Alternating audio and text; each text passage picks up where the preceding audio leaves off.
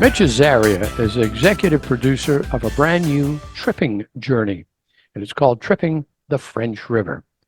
After a successful broadcast career at Global Television and others, Mitch formed Good Earth Productions back in 1994. Wow, long time ago. In the intervening years, as well as winning many international awards, Good Earth has produced some wonderful series, award-winning series for the Discovery Channel and for TVO. And we say that Mitch has been around, literally. Nice to see you again, Mitch. Thanks for joining us. I think is it been five years we've had these great conversations, eh? That's right. Yeah. Yeah. It has been a long time. I'm getting to a point where I may come down and stay with you for a weekend. Anytime. That's fearsome. That's fearsome. So does it feel like 30 years since Good Earth Productions got established? I mean, I'm a new grandfather, so in some ways it does, and in other ways it doesn't at all. And I've been thinking about when we started, and I remember driving to Amherst Island, and then actually to Kingston, and then taking the ferry over to Amherst Island. And I had an idea for a series, and it would have been our first series with Discovery. And it was about the great Canadian parks, across Canada. And I thought Peter Truman, who I'd worked with at Global, would be the perfect host. And, when I was at Global, he was, you can just imagine, he was global. I mean, he brought the integrity. He was such a powerful figure. True. And, and the managing editor of all of Global. So, huge. So I remember taking the ferry over and being so nervous about, going to, pitch him on being the host. And he couldn't have been more gracious, and he was terrific. And he was a real gentleman. And then he brought that same integrity, to that series. And so I've been thinking about him a lot because we lost him last year. And he was just, one of those great journalists. Well, it certainly remains in people's minds. It was a wonderful series.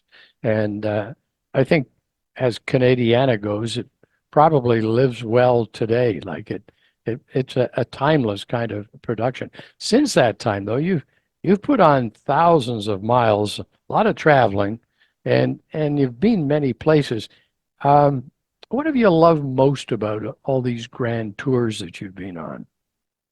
I think, the part that always stays with me is, how large this country is. Like, we think about it in width, right, from here to Vancouver, but we rarely think about it in height. And I remember one of the programs we made, a documentary on Ellesmere Island. And, Ellesmere Island, part of Canada, as far from Ottawa as, Cuba is from Ottawa in a southern direction. So, you travel all this distance to get to, the high Arctic, and you're in a little, sort of isolated community like Grise Fjord, and you're talking to folks, and you realize, as different as their lives are than mine. I'm coming from a city of 6 million. They're in this, high Arctic isolated community. We're all Canadians, Yeah. and it's just, that's the part that, you would go to the most remote place in this country, and it's a vast country. And we're all connected. We're all Canadians, and I think that's the part that always sort of stays with me, and it stayed with me in our latest program. It's just this sense that we have this commonality. I think that's true. Saw the other day that every year they have Hockeyville.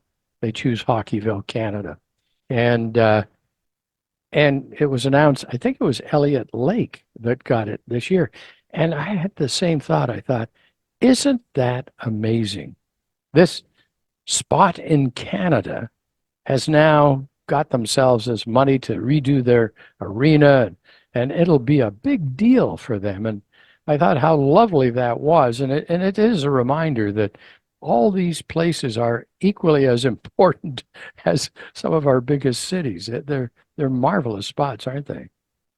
I love that too because it's hockey, right? I mean, hockey and canoeing are the two things all Canadians think they can do, right?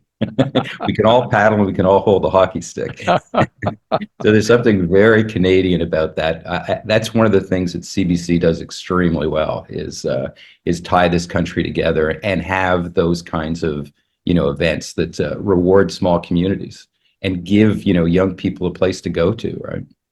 Well, talking about uh, canoeing and paddling, uh, we've journeyed on the Rideau Canal. We've been up the mighty Niagara. That was some scary stuff. Traveled the Bruce, and last year we had that wonderful train ride on Train 185. I absolutely loved that show. That was just marvelous. And now we pick up the paddle and we go down the French River.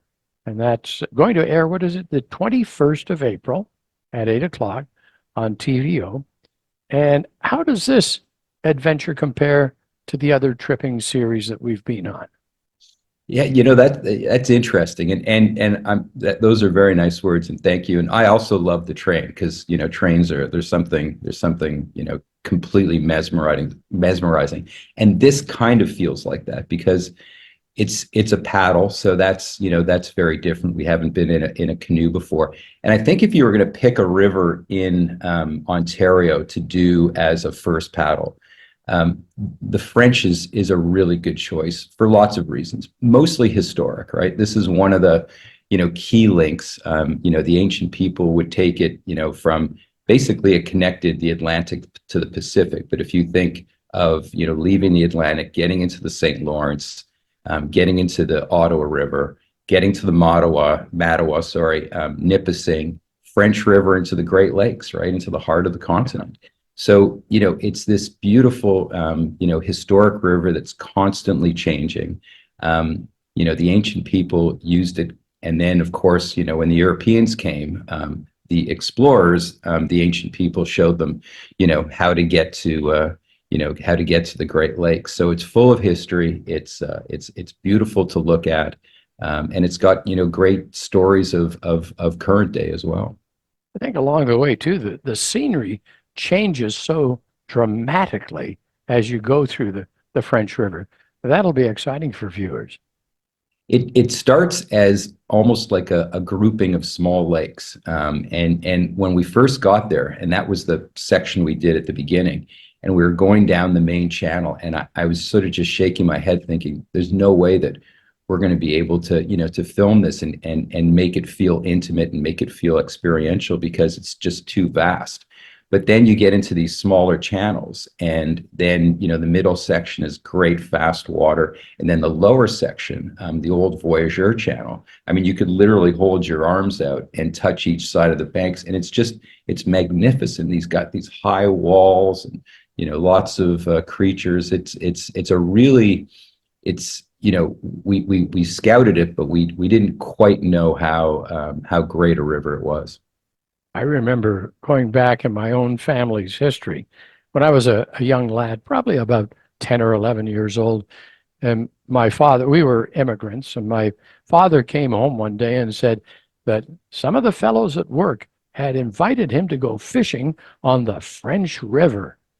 And we were all like, really? Like this was amazing. And I think he went a number of times, and he said that you just fall in love with the country. He was just absolutely amazed at the glorious sights that he didn't catch a lot of fish, but he saw some wonderful sights. Yeah, I yeah. And gather it's that kind of place. it is that kind of place, and it's I mean, if you take sort of the modern history post voyageurs, and then there was a period of time when there was logging, and then the loggers kind of left, a few stayed.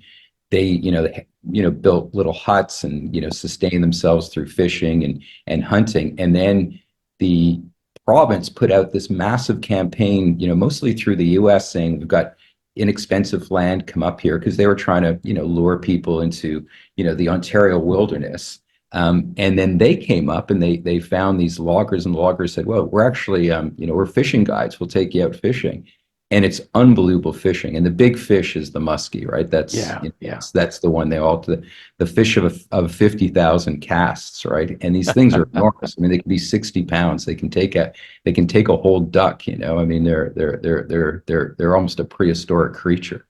Well, in instances like that, you don't need to catch a lot of fish. You just need to catch one that you can get the picture of and take home and show everybody.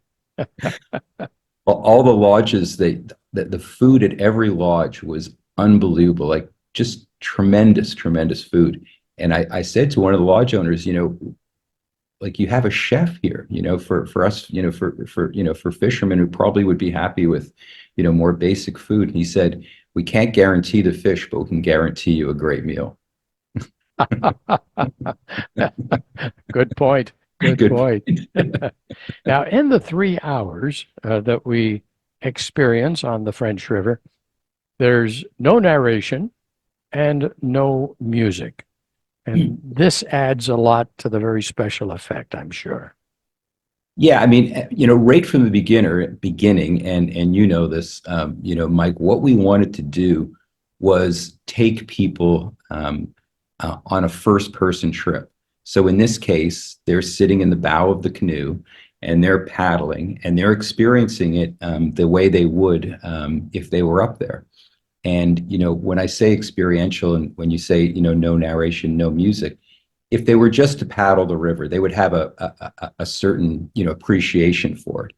But if we can give them information boards, and if we can give them animations that take them back in time, then their journey is memorable and enriched. So I'll give you an example. You're paddling down, you're in the bow of the canoe, you see a beaver in front of you, and you think, okay, well, that's interesting. And then the beaver dives down, and you follow the beaver, and you swim with the beaver to the lodge, and you get in the lodge, and you look around, and then you come out of the lodge, and then on an information board that pops up will tell you that beavers will stay with their kits for 2 years, or that beavers have 3 eyelids and the third one's transparent and works as goggles, or that when they were making beaver pelts, in Europe they used mercury nitrate and in the factories, and people would have neurological issues, and that's where the term mad as a hatter came from. Like, so you get more and more information, and now all of a sudden that journey becomes a full meal rather than fast food. I gather this experiential journey also delves into the flora and fauna as we go along as well.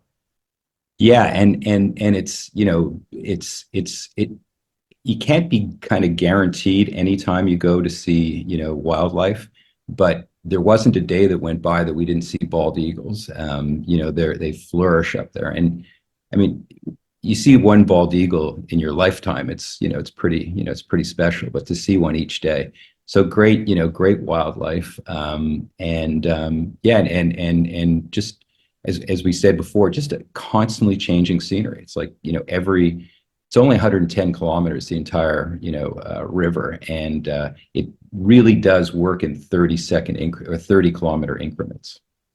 Now, the team that worked on this tripping journey down the French River, is it the same group that we've had in past years, or do you have some new folks that have been added to the team? No, it's the same gang, and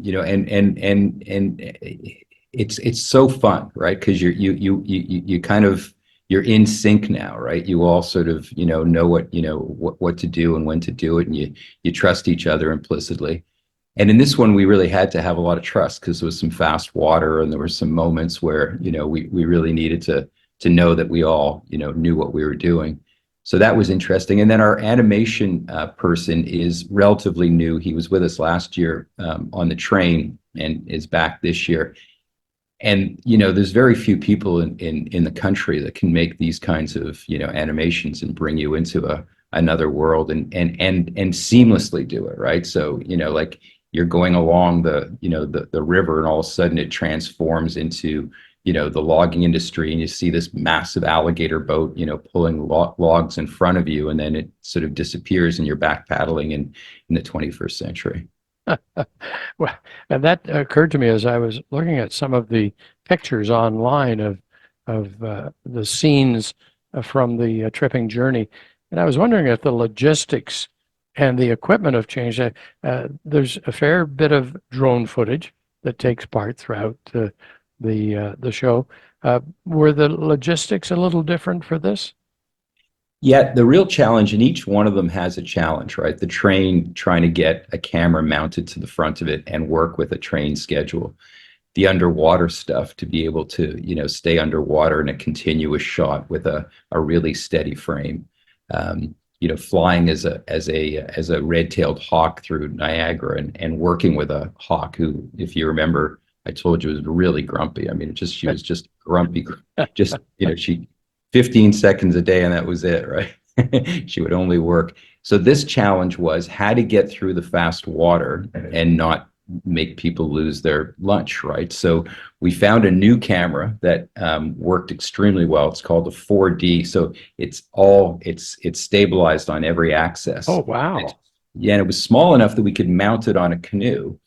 And that was the real breakthrough for us, so that we could get through the fast water and not have the camera doing this. You kind Yeah. of go, really nice and gently. And we went through some, reasonably good fast water. So that was the technological breakthrough for us. And there seems to be one, for each episode.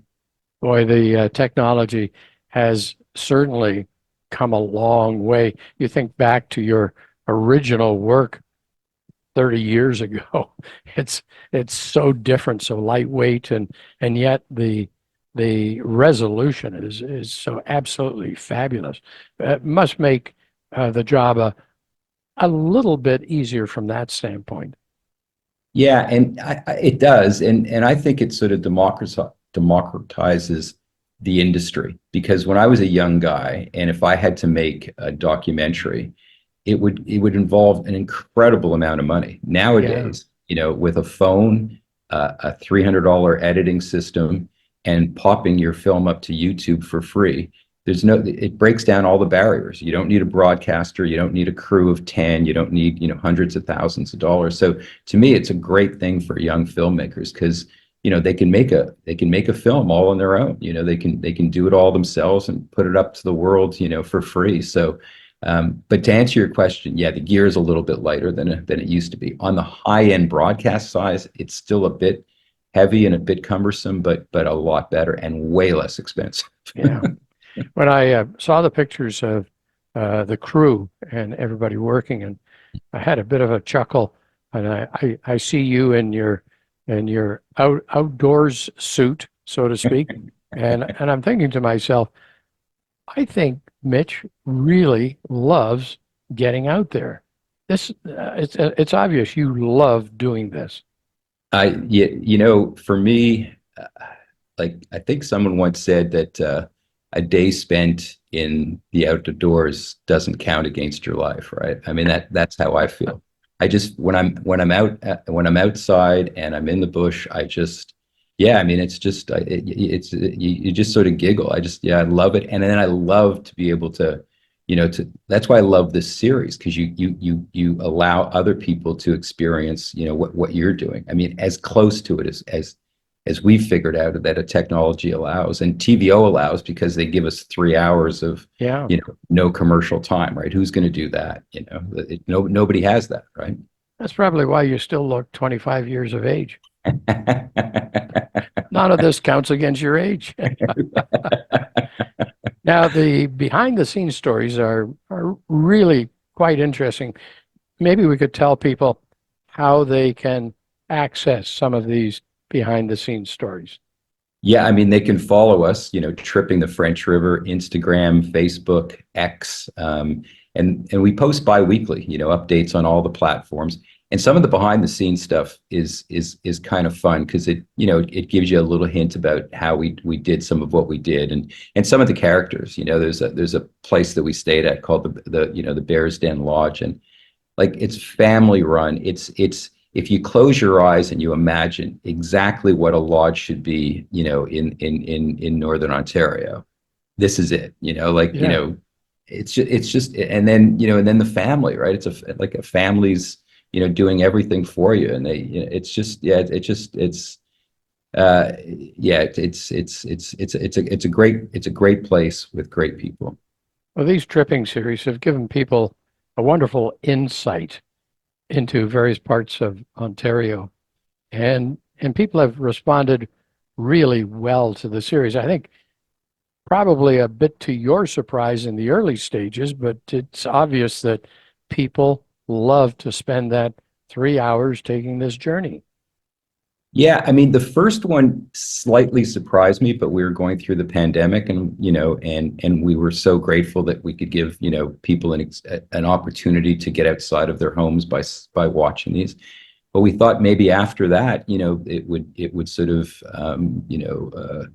we'd lose a little bit of audience. But every year, people seem to enjoy these, and we love making them. So it's a perfect combo, and this one, we talked about it before. Every Canadian feels like they can paddle, right? So to me, this is the most Canadian of the five that we've made. Well, and the scenery, it looks like it's absolutely fabulous. I'm sure people are going to love it once again. The obvious question comes to mind, are you running out of trips? With a province like this, there's no way we could run out of trips. I mean, if TVO would like us to make another one, we would love to. But right now, we're just trying to, get this one on air, tell people about it, and yeah, we're so grateful that we could do the French River and tell the stories of that historic piece of water. Mitch, thanks for joining me again. It's lovely to chat with you. Always look forward to it, and always look forward to the new adventures as well. Looks like this one's going to be a dandy. Thanks for joining me today. Oh, great being with you again, Mike. Mitch Azaria is the executive producer of Tripping the French River, and it premieres on April 21st at 8 p.m. It'll be on TVO, TVO Today, TVO YouTube, and smart TV channels as well. All I can tell you is get the popcorn ready.